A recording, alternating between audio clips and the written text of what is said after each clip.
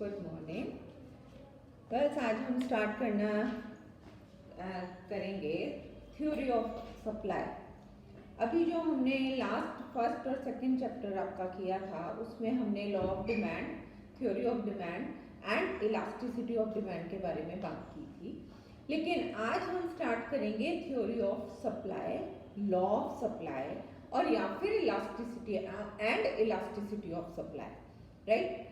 सबसे पहले हम बात करेंगे इस लेक्चर में, इस वीडियो में हम बात करेंगे theory of supply and law of supply. Girls, अगर आपको ध्यान होगा जो हमने supply and law of supply, जो हमने theory of demand and law of demand किया था उसमें जो हमने किया था सेम हमें वही यहाँ पर भी करना है। सिर्फ अब रिलेशन हम प्राइस एंड सप्लाई के बारे में बात करेंगे। सबसे पहला क्वेश्चन, व्हाट इज सप्लाई? पूर्ति किसे कहते हैं? सप्लाई क्या है? डिमांड की जब हम बात करते हैं तो हम कंज्यूमर को ध्यान में रख करके बात कर रहे थे कि अगर प्राइस इंक्रीज करेगा तो हमारी प्रोडक्ट की डिमांड बढ़ जाएगी, यानी नॉर्मल कंज्यूमर अगर प्राइस बढ़ेगा तो डिमांड हमारी कम हो जाएगी, कंज्यूमर कम डिमांड करेगा। लेकिन जब हम सप्लाई की बात करेंगे तो हम प्रोड्यूसर को ध्यान में रखेंगे। किसको ध्यान में रखेंगे? प्रोड्यूसर को, क्योंकि प्रोड्यूसर ही सप्लाई कर सकता है, वही प्रोडक्शन कर सकता है। कंज्यूमर तो क्या है? जो कंज्यूम करता है, और प्रोड्यूसर कौन है? जो प्रोडक्शन करता है, और जो प्रोडक्शन है वही हमारी सप्लाई है। कितना प्रोडक्शन किया, कितना प्रोड्यूस किया उसने एक फाइनेंशियल ईयर में, दैट इज अवर प्रोडक्शन। अब जो प्रोडक्शन है जरूरी नहीं है कि उस सारे की हम सप्लाई कर देंगे, नहीं। अब सप्लाई क्या है? प्रोडक्शन का वो पार्ट जो बाजार में बिकने के लिए तैयार है, जिसको एक प्रोड्यूसर एक पर्टिकुलर टाइम पर और अलग अलग प्राइसेस पर बेचने के लिए तैयार है, हम उसी को सप्लाई करेंगे। अब एक एग्जांपल ले लेते हैं। एक फार्मर ने, एक किसान ने 100 किलो गेहूं का प्रोडक्शन किया, ठीक है। कितना प्रोडक्शन किया उसने? उसके खेत पर पूरे पर 100 किलो गेहूं का प्रोडक्शन हुआ। अब उस 100 किलो गेहूं में से उसने 10 किलो गेहूं अपने कंजम्पशन के लिए निकाल लिया, अपने घर के लिए निकाल लिया। कितने निकाले? 10 किलो गेहूं उसने अपने पास रख लिए, अपने खाने के लिए रख लिए। लेकिन उसमें से 90 kg वीट जो है, जो 90 किलो गेहूं है, वो उसने बाजार में जाकर के बेचने की सोची कि मैं ये बाजार में जाकर के बेचूंगा। वो मार्केट में ले गया तो मार्केट में कितना गेहूं बिकने के लिए तैयार है, कितना वो बेचना चाहता है प्रोड्यूसर? 90 किलो बेचना चाहता है, तो वो 90 kg जो है दैट इज सप्लाई। जो भी सामान बाजार में अलग अलग कीमतों पर बिकने के लिए तैयार है या एक प्रोड्यूसर बेचने के लिए तैयार है, उसी को हम सप्लाई कहते हैं। मेरे ख्याल बहुत सिंपल एग्जांपल था जो सभी को बहुत आसानी से समझ भी आ गया होगा। जब हम सप्लाई की बात कर रहे हैं तो सप्लाई के लिए मैं बार बार आपको एक ही बात बताना चाहूंगी कि सप्लाई का मतलब क्या है। जो एक प्रोड्यूसर जो अपना इनपुट डाल करके, यानी कच्चा माल लगा करके, मशीन लगा करके, लेबर लगा करके जो भी प्रोडक्शन करता है, उसमें से जो बाजार में बिकने के लिए तैयार होगा उसी को हम सप्लाई कहेंगे। तो वो जो प्रोडक्शन है उसको सप्लाई नहीं कहा जाएगा। सप्लाई क्या है? प्रोडक्शन का वो पार्ट जिसको एक प्रोड्यूसर बाजार में एक कीमत पर बेचने के लिए तैयार है। मेरे ख्याल वेरी वेरी क्लियर। अब यहाँ पर जब हम बात कर रहे हैं सप्लाई की, तो सप्लाई आपको समझ आ गया किसे कहते हैं। आपको ध्यान होगा जब डिमांड का हमने चैप्टर किया, एक और इम्पोर्टेंट पॉइंट मैं आपको बताना चाहूंगी, सप्लाई एंड स्टॉक में क्या डिफरेंस है। स्टॉक क्या है? वो प्रोड्यूसर के पास जो सामान उसने बनाया है, वो जो उसके पास रखा हुआ है, जमा हुआ है, उसको हम स्टॉक कहेंगे। लेकिन सारा स्टॉक सप्लाई होगा ऐसा नहीं कहा जा सकता। मैंने सामान बहुत सारा बनाया लेकिन बेचने के लिए सिर्फ उसमें से कुछ पॉइंट में तैयार हूँ, मैं सारा एक साथ नहीं बेचना चाहती हूँ। मैं इसलिए अपने पास रख रही हूँ क्योंकि मुझे पता है कि हो सकता है नेक्स्ट डे इसके प्राइसेस और बढ़ने शुरू हो जाए, और बढ़ जाए इसके प्राइसेस, तो मैं उसको तब निकालना चाहूंगी। तो हमने क्या देखा कि जो हमारा सप्लाई है वो प्रोडक्शन का सिर्फ एक पार्ट है, स्टॉक का एक पार्ट है जो कि बाजार में बिकने के लिए तैयार है। अब यहाँ पर जो बहुत इंपॉर्टेंट पॉइंट मैं आपको बताने जा रही हूँ, जो हमने थ्योरी ऑफ डिमांड में भी किया था, सप्लाई को हम दो पार्ट्स में डिवाइड करते हैं, supply schedule and supply curve. ध्यान आया, demand schedule and demand curve. Demand schedule क्या था, जिसमें हमने कहा था एक टेबुलर फॉर्म, एक टेबल जो प्राइस और डिमांड की रिलेशनशिप को शो करेगा, राइट, एक टेबल जो प्राइस एंड डिमांड की रिलेशनशिप को शो करेगा। सेम हियर, यहाँ पर भी हम वही बात करेंगे। सप्लाई शेड्यूल क्या है, जो प्राइस एंड सप्लाई के रिलेशनशिप को शो करे।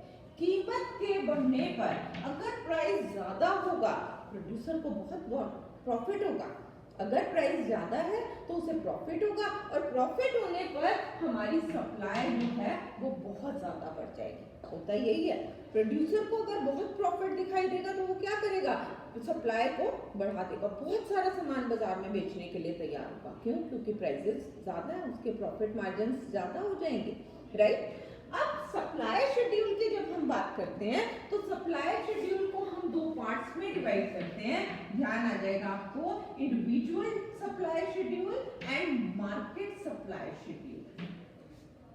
इंडिविजुअल सप्लाई शेड्यूल क्या है, एक फर्म, एक पर्टिकुलर फर्म ने कितना सप्लाई किया, मार्केट में सप्लाई क्या है एक पर्टिकुलर फर्म ए की, उसको हम इंडिविजुअल सप्लाई कहेंगे। जब मार्केट सप्लाई कर्व की बात करते हैं तो बाजार पूर्ति वक्र क्या होगा, शेड्यूल क्या होगा, जिसमें हम कहेंगे जितनी फर्म्स हैं उनके द्वारा कितनी सप्लाई की गई, फर्म ए, फर्म बी, फर्म सी, वहां ध्यान होगा आपको, राम श्याम गीता सीता, उनकी मांग क्या थी, उन सभी ने कितने सेब की मांग की थी। अब यहाँ पर हम जब बात करेंगे कि एक फर्म ए, फर्म बी, फर्म सी ने कितने आइसक्रीम्स का प्रोडक्शन किया है, नंबर ऑफ आइसक्रीम्स का, वो total production is our market supply, right. Market supply schedule क्या है, जिसमें हम अलग अलग फर्म्स को लेकर के हमें बात करेंगे, उनकी सप्लाई के बारे में बात करेंगे। और इंडिविजुअल मतलब व्यक्तिगत एक फर्म ने कितना सप्लाई किया, वो हमारा इंडिविजुअल सप्लाई होगा, राइट। अब जरा हम इनका एक टेबल प्लॉट करेंगे, price of firm A and supply of bye firm A. Price एक फर्म का किसी भी प्रोडक्ट का, अब हम मान लेते हैं फैन से, एक फर्म ए जो है वो फैन का प्रोडक्शन करती है, तो उसका प्राइस, फैन का price by firm A and supply by firm A, A कितना सप्लाई कर रही है फैन का। अब यहाँ पर देखेंगे, अगर हमारे प्राइसेस बढ़ जाते हैं 10, 20, 30, अगर प्राइसेस बढ़ रहे हैं, प्राइसेस बढ़ेंगे तो क्या होगा, अभी मैंने आपको बताया, प्राइस बढ़ेंगे तो सप्लाई भी इंक्रीज करेगी। यहाँ पर रिलेशन भी लिख लेंगे, प्राइस के इंक्रीज करने पर सप्लाई बढ़ेगी, ज्यादा फैंस का प्रोडक्शन करेगा, ज्यादा फैंस को मार्केट में बेचने की बात करेगा, यहाँ पर हमारा जो है सप्लाई बढ़ती जाएगी 50, 60, 70, anything whatever you want to write, write. जैसे जैसे प्राइस बढ़ेगा वैसे वैसे हमारी सप्लाई भी बढ़ती जाएगी। अब एक और एग्जांपल, आपको एग्जांपल की जरूरत नहीं है, ये हम सिर्फ एक फर्म के बारे में बात कर रहे हैं, एक फर्म ने फैन का प्रोडक्शन किया, हम उसके बारे में बात कर रहे हैं। This is called individual supply schedule. व्यक्तिगत यानी एक फर्म के द्वारा किया गया उत्पादन या सप्लाई, उसी को हम इंडिविजुअल सप्लाई शेड्यूल, जब हम उसे एक टेबल पर प्लॉट करके दिखाएंगे, राइट। दूसरी तरफ जब मार्केट की बात करते हैं, मार्केट की बात करते हैं तो मार्केट में क्या होगा, यहाँ पर प्राइस तो वही रहेगा, प्राइस फैन का प्राइस हम ले लेते हैं 10, 20, 30 बढ़ रहा है, तो supply by firm A, supply of firm B और सप्लाई ऑफ मार्केट, मार्केट का सप्लाई कितना है, अगर प्राइस बढ़ेगा तो ए फर्म भी अपने प्राइस बढ़ा देगी, क्या करेगी 20, 30, 40 कुछ भी लेगी। फर्म बी जो है वो भी अपने प्राइसेस बढ़ा देगी 30, 40, 50। मार्केट का कितना हो गया 50, 70 एंड 90। जैसे जैसे प्राइस बढ़ रहा है हमारी सप्लाई भी बढ़ती जा रही है, यानी वो प्रोडक्ट जो मार्केट में बिकने के लिए तैयार है, एक प्रोड्यूसर बेचने के लिए तैयार है, हम उसी को क्या कहेंगे, एक मार्केट सप्लाई शेड्यूल। जब हम बात करते हैं कर्व की, जब हम इन दोनों फिगर्स को, हम टेबल्स को एक फिगर पर प्लॉट करेंगे, वही हमारा सप्लाई कर्व होगा। इसको भी हम दो पार्ट में डिवाइड करते हैं, individual and market, right. Individual supply curve and market supply curve. Individual supply curve क्या होगा, quantity supplied and price, which shows the direct relation between price and supply. क्या दिखाई दे रहा है, प्राइस ओपी होने पर सप्लाई ओएस है, right, combination ए।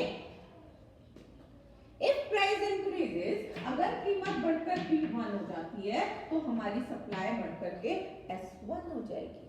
दिखाई दे रहा है कॉम्बिनेशन बी। अब दोनों को ज्वाइन करेंगे, this is our supply curve.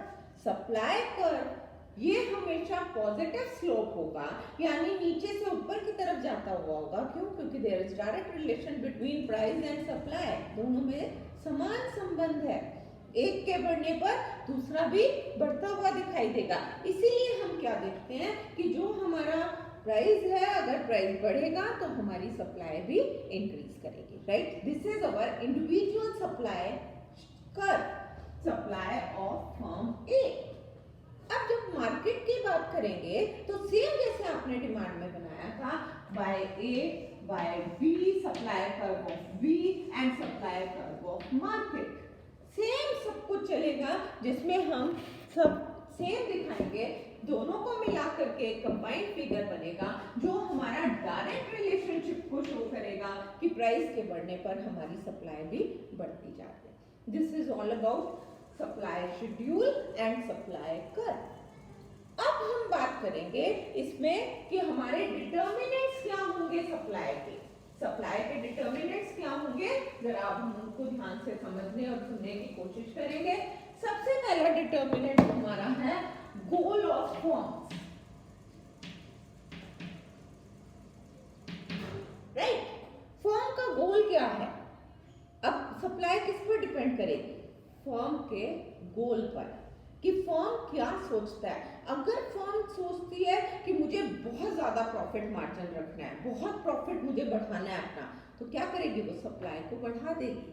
अगर प्रॉफिट को कम करना चाहती है, कोई भी फर्म ऐसा नहीं चाहेगी कि मेरे प्रॉफिट कम हो, तो वो गोल पर डिपेंड करता है कि हमें सप्लाई को बढ़ाना है या सप्लाई को कम करना है, हमें कितना प्रॉफिट मार्जिन रखना है, हमें कितना प्रॉफिट चाहिए, उसके ऊपर हमारी जो है सप्लाई डिपेंड करती है। नेक्स्ट उसके बाद हमारा आता है प्राइसेस। ऑब्वियस है, अगर प्राइस बढ़ेगा तो हमारी सप्लाई भी बढ़ जाएगी। सब प्राइस ज्यादा होगा तो सप्लाई ज्यादा होगी। अभी जैसे हमने बात की, क्यों? क्योंकि उसके प्रॉफिट मार्जिन बढ़ जाएंगे। अगर प्राइस ज्यादा है तो सप्लाई भी ज्यादा होगी। नेक्स्ट आता है प्राइसेस ऑफ इनपुट्स। अगर input prices of input increases, input क्या है? कच्चा माल। हाँ, अगर कच्चा माल हमें महंगा मिलेगा, ज्यादा कीमत का मिलेगा, तो क्या होगा? हमारी सप्लाई कम हो जाएगी। अब हम ज्यादा प्रोडक्शन नहीं कर पाएंगे, क्योंकि हर प्रोड्यूसर पहले सोच के चलता है मुझे कितना इन्वेस्टमेंट करना है। अगर सपोज करो मुझे 10,000 का इन्वेस्टमेंट करना है और पहले मैं 10,000 में 10 पंखे बना सकती थी, अब कीमत बढ़ गई कच्चे माल की, तो मैं क्या करूंगी? अब 10 की जगह सिर्फ 8 पंखे बना सकूंगी, राइट। प्राइस के बढ़ने पर अगर price of input increases then supply decreases, supply कम हो जाएगी। क्यों? क्योंकि अब मुझे ज्यादा पैसा देना पड़ रहा है, ज्यादा पैसा देना पड़ रहा है तो मेरे सप्लाई मुझे कम करनी पड़ेगी। एक ही बात हो सकती है। नेक्स्ट है टेक्नोलॉजी। अगर हम तकनीक में परिवर्तन करते हैं, नई टेक्निक्स दो तरह की होती है, लेबर इंटेंसिव या कैपिटल इंटेंसिव। अगर मैं लेबर इंटेंसिव से कैपिटल इंटेंसिव की तरफ मूव करती हूँ, यानी मशीनें लगा लेती हूँ, पहले मैंने लेबर लगा रखी थी जो मेरा काम करती थी, मशीनें नहीं थी। अब क्या हुआ? मैंने मशीनें लगा ली। मशीन लगाने पर जब मैंने देखा कि प्रोडक्शन मेरा लार्ज स्केल में हो रहा है, अगर प्रोडक्शन मेरा बढ़ेगा, टेक्नोलॉजी में अगर चेंज होगा, तकनीक में परिवर्तन होगा, तो क्या होगा कि हमारी सप्लाई भी बढ़ जाएगी। और मैं हमेशा, हम टेक्निक में चेंज क्यों करना चाहेंगे? क्यों? क्योंकि हम अपने आप को अपग्रेड करना चाहते हैं। क्यों? क्योंकि मैं प्रोडक्शन ज्यादा करना चाहती हूँ, क्योंकि मैं सप्लाई ज्यादा करना चाहती हूँ, ताकि प्रॉफिट जो है हमारे ज्यादा से ज्यादा बढ़ सके। नेक्स्ट आता है प्राइसेस ऑफ रिलेटेड कमोडिटीज। अब अब रिलेटेड कमोडिटीज यानी आपको रिलेटेड गुड्स आपने डिमांड में भी पढ़ा था, कॉम्प्लीमेंट्री और सब्स्टिट्यूट्स दो ही तरह के हो सकते हैं। कौन से रिलेटेड गुड्स हैं? सब्स्टिट्यूट्स हैं और दूसरे हैं हमारे कॉम्प्लीमेंट्री गुड्स। अगर हम सब्स्टिट्यूट्स के बारे में बात करते हैं, प्रतिस्थापन वस्तुओं के बारे में बात करते हैं, अगर अवेलेबल हैं तो क्या होगा कि हम सप्लाई ज्यादा करेंगे अगर अवेलेबल है। अगर अवेलेबल नहीं है तो हमें फिक्स सप्लाई करना होगा, हम उसमें कोई भी चेंज नहीं। अगर सपोज कीजिए कि गेहूं के प्राइसेस अगर बढ़ जाते हैं तो मैं गेहूं और मक्का दो हमारा जो है सब्स्टिट्यूट्स हैं, वीट एंड कॉर्न। हाँ, अगर ये दोनों हमारे गेहूं और मक्का, अगर गेहूं महंगा हो जाता है तो मैं मक्का की सप्लाई बढ़ा दूंगी, राइट। गेहूं क्यों? क्योंकि सब्स्टिट्यूट है। अगर कोई सब्स्टिट्यूट ना होता तो मुझे डिमांड के अकॉर्डिंग ही सप्लाई को भी बढ़ाना है या कम करना पड़ेगा। Complementary goods, car and petrol, अगर कार के प्राइसेस बढ़ेंगे तो पेट्रोल का भी सप्लाई बढ़ जाएगा।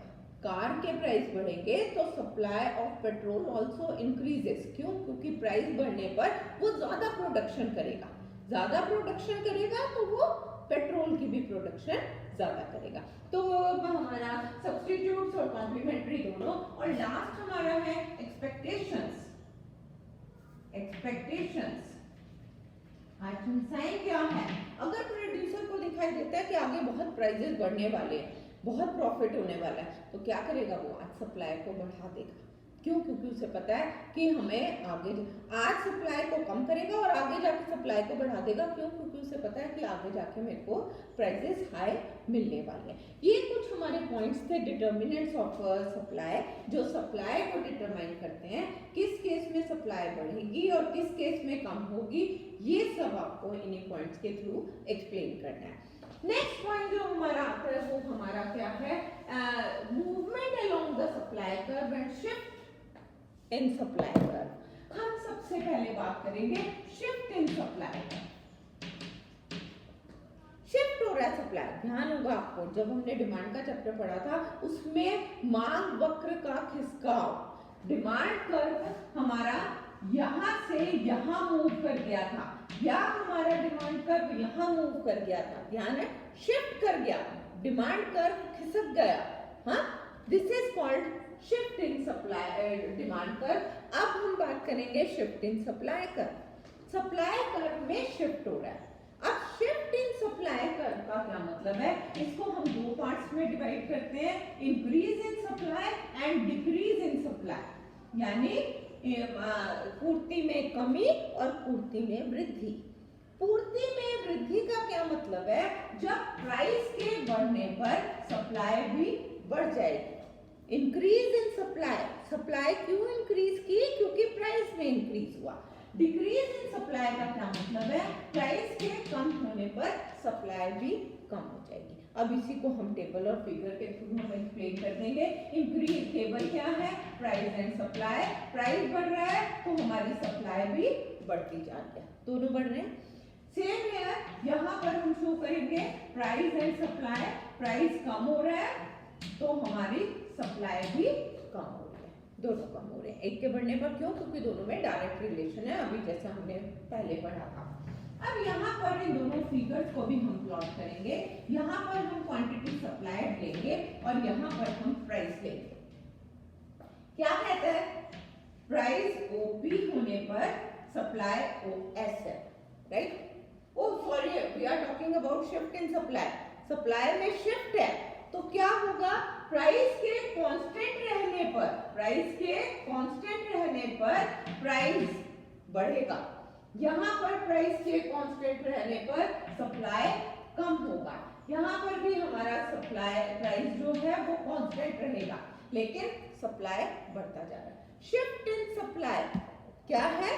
जब हमारे सप्लाई में चेंज होगा लेकिन प्राइस में कोई चेंज नहीं होगा। यहाँ खुद दिखाई दे जाएगा, आप देखेंगे प्राइस ओपी होने पर सप्लाई ओएस है।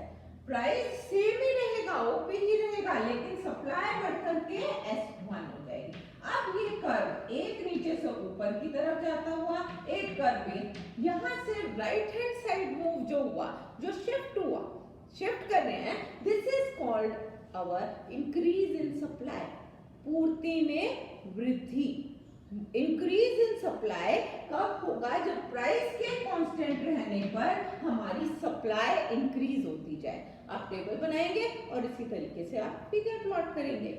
जब आप डिक्रीज इन सप्लाई की बात कर रहे हैं तो क्या है? प्राइस के कांस्टेंट रहने पर सप्लाई कम हो जाएगी। अब जरा देखेंगे, प्राइस ओपी होने पर सप्लाई ओ ऐसे कॉम्बिनेशन एक बन गया। यहाँ पर प्राइस ओपी ही रहेगा, सप्लाई कम होकर S1 हो जाएगी, ये कॉम्बिनेशन। अब एक कर्व ये है और एक कर्व आपका S1। लेफ्ट हैंड साइड जो मूव हुआ वो हमारा शिफ्ट हुआ, उसी को हम डिक्रीज इन सप्लाई कहेंगे। Very simple, shift in supply, price remains constant. ऐसे ही हमने डिमांड में किया था कि प्राइस में कोई चेंज नहीं कर रहे हैं और हम सप्लाई को बढ़ा रहे हैं या कम कर रहे हैं, तो हमारा डिमांड कर्व मूव हो रहा था। अब हमारा सप्लाई कर्व मूव हो रहा है। अब हम बात करेंगे movement along the supply curve. Movement along the supply curve, supply curve पर मूवमेंट हो रहा है। एक ही कर्व है, उसी में ऊपर और नीचे अलग अलग हमारा दिखाई दे रहा है। इसको हम दो पार्ट्स में डिवाइड करते हैं, एक्सटेंशन और contraction. Expansion, expansion and contraction. संकुचन और विस्तार। विस्तार का क्या मतलब है? जब प्राइस के बढ़ने पर सप्लाई बढ़ जाएगा। और कॉन्ट्रैक्शन का क्या मतलब है? कॉन्ट्रैक्ट हो जाना, सिकुड़ जाना, वो हमारा प्राइस के कम होने पर सप्लाई भी कम हो जाएगी। हम इसको भी हम फिगर और टेबल के थ्रू प्लॉट करेंगे। ये ध्यान में रखना है, price and supply, price and supply. Price बढ़ेगा तो सप्लाई भी बढ़ेगी और प्राइस अगर कम होगा तो सप्लाई भी कम हो जाएगी। राइट, अब जरा फिगर्स प्लॉट कर लेंगे दोनों, ताकि सभी आसानी से समझ लें। यहाँ हम क्वांटिटी सप्लाई लेते हैं और यहाँ पर हम प्राइस लेते हैं। प्राइस ओपी होने पर सप्लाई ओएस है, राइट, कॉम्बिनेशन एक ये बन गया। अगर प्राइस बढ़ेगा, प्राइस बढ़कर OP1 हो जाता है तो सप्लाई बढ़कर S1 हो जाएगा, कॉम्बिनेशन। ये अपवर्ड ट्रेंड A से B की तरफ जो मूव हुआ, this is called expansion in supply curve. यहाँ था, यहाँ से बढ़कर यहाँ A पर था, A से बढ़कर पहले इतना था, अब बढ़कर इतना हो गया, एक्सपैंड हो गया। राइट, यहाँ जब कॉन्ट्रैक्शन की बात करते हैं तो प्राइस ओपी होने पर सप्लाई ओ ऐसे कॉम्बिनेशन ए, राइट। अब प्राइस कम होगा, प्राइस के कम होने पर सप्लाई भी कम हो गई, कॉम्बिनेशन बी। अब हमारा कर्व जो है S1, ये हमें A से B की तरफ जो मूव हुआ, ए पहले इतना बड़ा था, अब सिकुड़ करके इतना सा कर्व रह गया, सप्लाई कर्व छोटा सा रह गया। यही हमारा जो है कॉन्ट्रैक्शन इन सप्लाई कर्व है, जब प्राइस के कम होने पर सप्लाई भी कम होती है। दोनों में क्या डिफरेंस दिखाई दिया? शिफ्ट इन सप्लाई कर्व में प्राइस में कोई चेंज नहीं होगा, सप्लाई बढ़ सकती है या सप्लाई कम हो सकती है, जिसको हम इंक्रीज या डिक्रीज इन सप्लाई कहते हैं। जबकि movement along the supply curve में प्राइस में भी चेंज होगा और डिमांड में, सप्लाई में भी चेंज होगा। अगर प्राइस बढ़ेगा तो सप्लाई बढ़ेगी, उसको हम एक्सपेंशन कहेंगे, बढ़ गया, विस्तार हो गया हमारी सप्लाई का। और कॉन्ट्रैक्शन का मतलब क्या होगा? जब कॉन्ट्रैक्ट हो गया हमारी सप्लाई, सिकुड़ करके छोटा हो गया, कम हो गया, उसी को हम कॉन्ट्रैक्शन इन सप्लाई कहेंगे। Is it okay? Now next and last point, अब यहाँ आज के लेक्चर में जो हम सुनेंगे, यस, उसमें हमारा क्या है? Law of supply. आपने पहले लॉ ऑफ डिमांड किया था, आज हम बात करेंगे लॉ ऑफ सप्लाई की। लॉ ऑफ सप्लाई क्या है? जो हमारे डायरेक्ट रिलेशनशिप को दिखाता है between price and demand. If price increases, supply also increases. कीमत बढ़ेगी तो पूर्ति भी बढ़ेगी, सप्लाई भी बढ़ेगी। जो दोनों के डायरेक्ट रिलेशन को दिखाएगा उसी को हम सप्लाई कहेंगे, लॉ ऑफ सप्लाई कहेंगे। इसका भी हम एक टेबल बनाएंगे, 1 2 3 1 2 3, सप्लाई भी बढ़ रही है, प्राइस भी बढ़ रहा है, सप्लाई भी बढ़ती जा रही है। आप एक ये टेबल बना करके और एक फिगर प्लॉट करेंगे जो डायरेक्ट रिलेशनशिप को दिखा रहा है। प्राइस ओपी होने पर सप्लाई हो ऐसे, यहाँ प्राइस लेंगे, यहाँ क्वांटिटी सप्लाइड लेंगे, ये कॉम्बिनेशन। प्राइस बढ़ेगा तो हमारी सप्लाई भी बढ़ जाएगी। राइट। ये हमारा सेम फिगर, सेम टेबल जो अभी तक हम प्लॉट करते आए हैं, यही हमारा लॉ ऑफ सप्लाई है। लॉ ऑफ सप्लाई के कुछ अजम्पशंस हैं, प्राइसेस में चेंज नहीं होना चाहिए, सप्लाई में चेंज नहीं होना चाहिए, टेक्निक में कोई चेंज नहीं होना चाहिए। आपको सिर्फ ये दो चार हमारी जो है क्या बोलते हैं assumptions इसकी बतानी है। assumptions के बाद कुछ एक्सपेक्टेड एक्सेप्शंस बताने हैं। एक्सेप्शंस, अपवाद। अपवाद क्या है, अपने डिमांड में भी पढ़ा था, जो लॉ ऑफ सप्लाई को नहीं मानते हैं। लॉ ऑफ सप्लाई क्या है, प्राइस के बढ़ने पर सप्लाई बढ़ेगी, लेकिन एक्सेप्शन क्या है, प्राइस के बढ़ने पर सप्लाई कम हो जाएगी। अब ऐसा कब होगा, जब जो नेचुरल रिसोर्सेज से जो भी हम उन पर जो डिपेंड करता है, जो नेचर पर डिपेंड करता है प्रोडक्शन हमारा, उसके केस में प्राइस के बढ़ने पर जरूरी नहीं है सप्लाई बढ़े। अब सपोज कर लीजिए गेहूं की कीमत बढ़ जाती है, राइट। गेहूं की कीमत के बढ़ने पे किसान को तो बहुत सारा प्रोडक्शन करना चाहिए, लेकिन वो नहीं कर सकता। क्यों? क्योंकि नेचर पर डिपेंड करता है। बारिश ही नहीं होगी अगर, तो उसकी कीमत के बढ़ने पे जरूरी नहीं है कि सप्लाई बढ़ जाएगी, राइट। तो हमारा नेचुरल रिसोर्सेज या नेचर पर जो हमारी प्रोडक्शन डिपेंड करती है, उस केस में हमारे जरूरी नहीं है कि प्राइस के बढ़ने पर सप्लाई भी बढ़ जाए। वो किसान गेहूं का ज्यादा प्रोडक्शन चाहते हुए भी नहीं कर सकता है। क्यों? क्योंकि वो उसकी प्रोडक्शन मॉनसून पर डिपेंड करती है। अगर बारिश अच्छी होगी तो उसका प्रोडक्शन होगा, नहीं होगी तो नहीं होगा, उसका कीमत से कोई लेना देना नहीं। फिर दूसरी तरफ हमारा आता है एक लग्जरी गुड्स के केस में, हाँ, हीरे हैं, जवाहरात हैं, अब इनके गोल्ड है, डायमंड है, प्लेटिनम है, अब इनके प्राइसेस बहुत हाई होते हैं, राइट। बहुत हाई प्राइसेस हैं, लेकिन इनका सप्लाई बहुत ज्यादा नहीं बढ़ सकती, क्योंकि मार्केट में ज्यादा लोग डिमांड ही नहीं करते हैं, कुछ लोग ही इनकी डिमांड करते हैं, और सप्लाई भी इनकी कांस्टेंट है, सप्लाई में भी बहुत ज्यादा हम इंक्रीज या डिक्रीज नहीं कर सकते, राइट। उसके बाद लास्ट हमारा आता है जैसे नॉन ड्यूरेबल गुड्स है। अब नॉन ड्यूरेबल गुड्स यानी नाशवान वस्तुएं हैं, उसके केस में हमें क्या दिखाई देता है कि अगर प्राइसेस हाई हैं तब भी हो सकता है कि वो ज्यादा बेचना, कम है प्राइसेस तो भी वो ज्यादा बेचना चाहेगा। क्यों बेचना चाहेगा? क्योंकि उसे लगेगा बिक जाए, नहीं तो ये खराब हो जाएगी, ठीक है। तो कम कीमत पर भी वो ज्यादा सप्लाई करने के लिए तैयार होगा।